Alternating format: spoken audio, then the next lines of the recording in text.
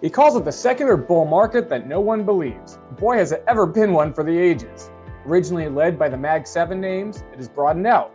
Already strong before the election, the advance has gotten stronger after. It's been so strong, in fact, that this week's guest raised his year-end S&P 500 target from 5,600 to a street-high 6,100 in September. Some scoffed, yet earlier this week, we closed above 6,000 for the first time. So what's next for markets? Let's find out from Brian Belski, Chief Investment Strategist at BMO Capital Markets. Brian, welcome to the show. Hey, Mike, thanks for having us. We really appreciate the support. Yeah, I appreciate you for your flexibility here. I'm trying not to be too salty that you raised that S&P forecast a few days after the Money Show event in Toronto rather than reveal it on stage. But clearly, it's been a great call. What prompted that move, and what are you seeing in markets now?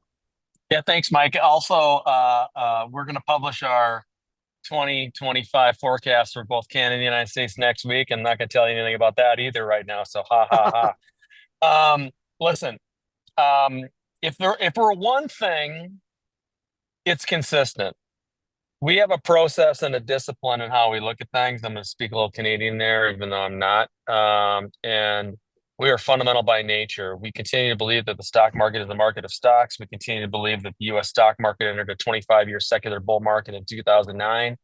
Our bullishness has been resolute. We are not being stubborn. We are stuck in how we look at things from a disciplined fundamental basis. The majority of our competitors and compatriots have missed this market move. We're not going to disparage them. We actually have a lot of empathy for them, especially considering that the majority of economists, let alone, and we're not an economist, but investment strategists, have never bought a stock to save their life, number one. But number two, they've been so focused on macro, and econ, and quant. They've forgotten the essence of investing, which how I started this diatribe. The stock market is the market of stocks. So the Mag 7 and the technology move was really based on an oversold creation that happened in 2022, which made people rush into tech stocks in the beginning of 2023. Then you had this massive performance and a FOMO trade, fear of missing out. Then you had the AI trade come in. But our call all along has been, and again, we've been resolute and consistent on this, that 2024 was going to be the year where we started to see broadening out. We've in fact seen that. Our primary theme for 2024, was own a little bit of everything. And that's actually worked. We have the very good fortune, Mike, of running 8 separately managed accounts, 2 products for asset management that are actively traded, and 2 synthetic ETFs. So to the tune of $10 billion. And our average outperformance of those products is right around, over the last 12 months, is right around 725 basis points. So why is that? We don't get shook out of the market.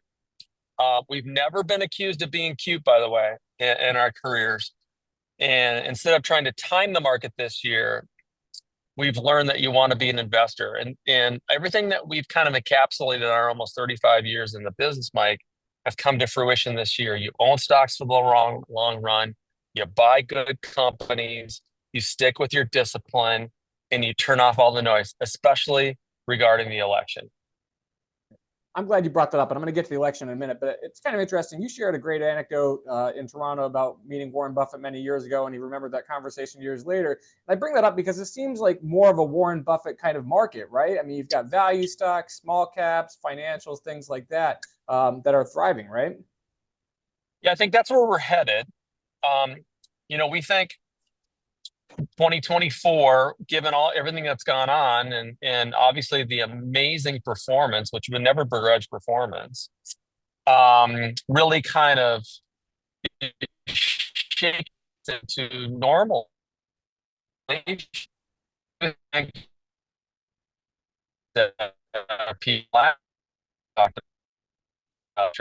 heading into kind of more normalized trading, and normalized trading means you have distributive performance across sectors and asset classes and styles and all this kind of stuff.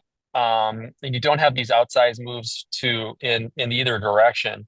And so Warren Buffett obviously is actually had a lot of heat put on him this year for moving some things around.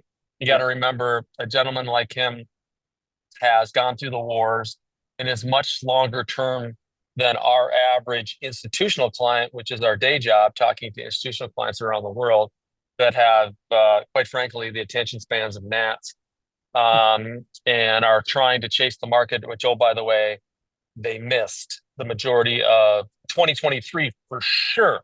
They missed it, and have been kind of, let's say, taken back about trying to re-engage in 2024. Yeah. Okay. Let me ask you about the election. I mean, again, it's on everybody's mind. Some of the concern out there is if we get this red wave versus the divided government scenario. How do you think that plays into markets? Are there any concerns with that? No. We've been pretty consistent in our 12 years, 8 months, 3 weeks, 4 days at BMO. Every 4 years, we trot out this report, Mike. We talk about election performance, and actually we've proven that the block actually was not better. And sometimes Republicans do better, sometimes Democrats do better. You also have to layer in what they're taking over, all this kind of stuff. I think investors give politicians way too much credit.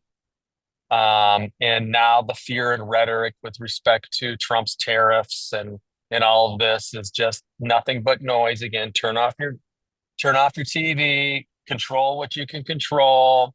Trump is a negotiator. We already know that Trump 2.0, as they like to call it, is going to be dramatically different than Trump 1.0. We've already seen that in the week or so since the election in terms of how he's handling these new positions. And remember too that that Trump has a mandate now. He won the popular vote. It was a landslide in terms of the Electoral College. There's a massive distrust of the press on both sides with respect to how this was perceived coming into the election with respect to the polls and everything. Now you've got a situation where the federal government did what it did post-COVID, by the way, in terms of spending. And there's issues with respect to deficits. He's got to figure out how to get out of the deficit situation. And he's now officially employed, if not probably the smartest person in the world to try to figure that out, Elon Musk. So I think that this is Trump's opportunity finally to do what he wanted to do in 2016 for that first term, in terms of really looking at the government, Mike, as a business. Yeah. And I think about us as investors, Mike, and how we love companies that restructure. Wall Street loves restructuring. Wall Street loves companies that buy back stock, pay dividends, and cut costs. And so guess what the American government's going to try to do? Buy back stock, pay dividends, and cut costs. And so I think it's going to be a really interesting case study in terms of how we can get this done, especially in the next couple of years. Okay. I do have to ask about interest rates. I mean, obviously, I think part of your thesis for raising your target was the Fed pivoting to a cutting cycle. What are your thoughts here? With the Fed, are they going to have to take into account some of the Trump policies and maybe do a little less cutting than people were thinking back in October or September? Well, the Fed train has left the station in terms of changing its all the cuts that have been modeled in. We, for one, have been always very skeptical of Fed funds futures. And we're also excessively skeptical of the fear tactics of people saying that Trump's going to get rid of the Fed. I think the Fed is probably not going to cut as much. And if we can average a 4% 10-year treasury over the next couple of years, that could be very good for stocks. Okay. I know you like to focus on micro and stock picking versus macro, so I definitely want to pivot away from that. I mean, you're going to be talking about stock sectors, some ideas for next year, kind of without giving the whole kit and caboodle away. What kinds of groups are you looking at here? Any names that look particularly attractive at this point? Well, our theme all along has been own a little bit of everything. I think investors are still very underweight small mid cap. I think people are underweight value. I think dividend growth is going to be a good place to be. I think the big cap technology companies, whether or not it's the Magnificent Seven or the top biggest companies in technology, are now the new consumer staples, Mike. So they're, let's call them the Nifty 50, but really kind of the terrific 10. But I do think you maintain positions there, quite frankly, and pick one or two that you want to overweight. Otherwise, you want to be kind of neutral. Those big stocks, and really be adding in the other tier names that we've been consistently talking about through the year, whether or not it's Oracle or Palantir, and continue to look at other consumer names like Lulu and Costco, and Marriott, and still like the airlines like Delta and United. I mean, and the defense contractors like Lockheed Martin and some of the other industrials like Honeywell. I think those are going to be the names that I think will continue to do well over the next several years. Okay. Last question. Obviously, we're talking because we're fortunate you're going to be joining us for the 24 Money Show Masters Symposium in Sarasota this December. Any sneak peek you can give at what attendees who listen to your session are going to hear about there? Well, not so coincidentally, I'm actually on my way to Sarasota right now to do another event for BMO. So I'm blessed and fortunate to be able to do that.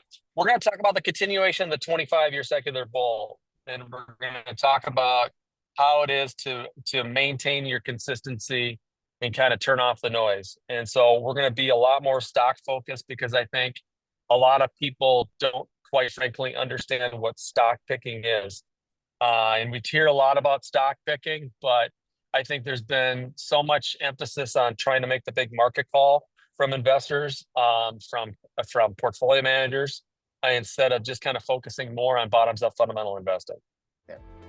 Well, great. Brian, look, thank you so much for your insights. Viewers, if you're watching this, you want to learn more from Brian, he is going to be at the Money Show Masters Symposium. That's in Sarasota, December 5th to 7th at the Hyatt Regency Sarasota. You can find more in the link in the video description below. Brian, safe travels, and thanks for joining me. Thanks so much. Take care.